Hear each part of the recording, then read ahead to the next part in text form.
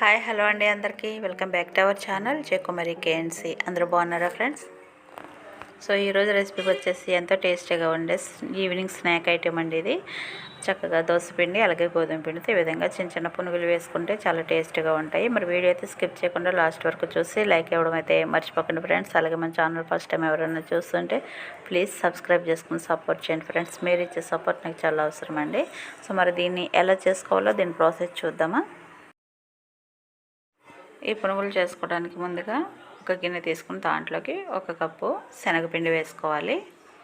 అలాగే ఇంకొక కప్పు గోధుమ పిండి కూడా వేసుకోవాలి. దీంట్లోకి మనం శనగపిండి గోధుమ పిండి ఏ కప్పు తీసుకున్నామో ఆ కప్పుతో దోశ పిండి ఉంటుంది కదా, దోశ బ్యాటరు అది వేసుకోవాలి. ఒకవేళ దోశ బ్యాటర్ లేకపోతే దీని ప్లేస్లో పెరుగు కూడా వేసుకోవచ్చు.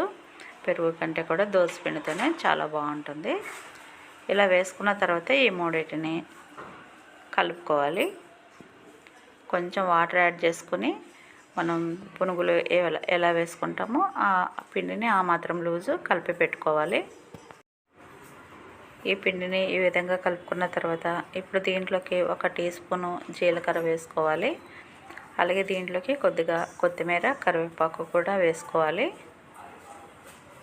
ఇవి కూడా వేసుకొని వీటన్నిటిని ఒకసారి మిక్స్ చేసుకోవాలి. దీంట్లోకి సరిపడా సాల్ట్ కూడా వేసుకోవాలి.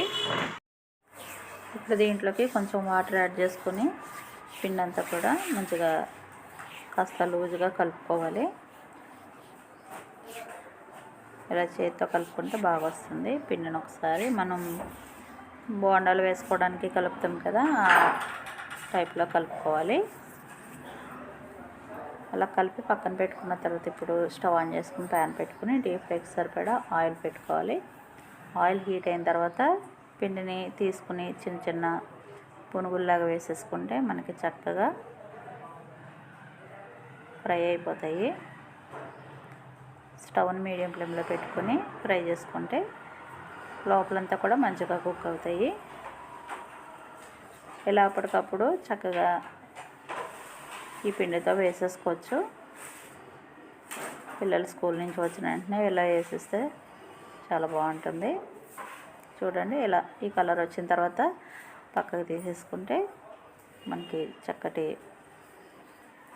పునుగులు అయితే రెడీ అయిపోయాయి. ఇలా 2 వైపులా ఫ్రై అయిన తర్వాత తీసేసుకోవాలి. ఆయిల్ కూడా ఎక్కువేం పీల్చుకోద్దు దీనికి.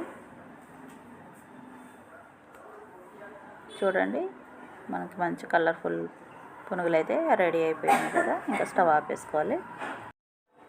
చూసారు కదండి ఎంతో టేస్టీగా ఉండే పునుగులు ఏ విధంగా వేసుకోవాలో. చక్కగా మనకి ప్రాపర్గా పునుగుల పిండి అవసరం లేదండి. ఇలా కొంచెం దోశ పిండి మిగిలిన ఈ విధంగా అందులో గోధుమ పిండి కొంచెం శనగపిండి కలిపి వేసేసుకున్నామంటే పిల్లలకు ఒక మంచి స్నాక్ అయితే రెడీ అయిపోతుంది. దీంట్లో ఇష్టమంటే కొంచెం క్యారెట్ అలా కూడా వేసుకోవచ్చు, బాగుంటుంది. మరి చూస్తారు కదండి, రెసిపీ నచ్చితే తప్పకుండా లైక్ చేయండి, అలాగే షేర్ చేయండి. కొత్తవారు ఎవరైనా చూస్తుంటే ప్లీజ్ లైక్ చేసి సపోర్ట్ చేయండి ఫ్రెండ్స్. చూడండి, లోపల కూడా ఎంత మంచిగా కుక్ అయింది కదా, సూపర్ టేస్టీగా ఉంటాయి అన్నమాట. నచ్చితే మీరు కూడా డెఫినెట్గా ట్రై చేయండి ఫ్రెండ్స్. మంచి టేస్టీ పునుగులు. సో మరొక వీడియోతో మళ్ళీ కలుసుకుందాం. థ్యాంక్ యూ అండి. Thank you for watching.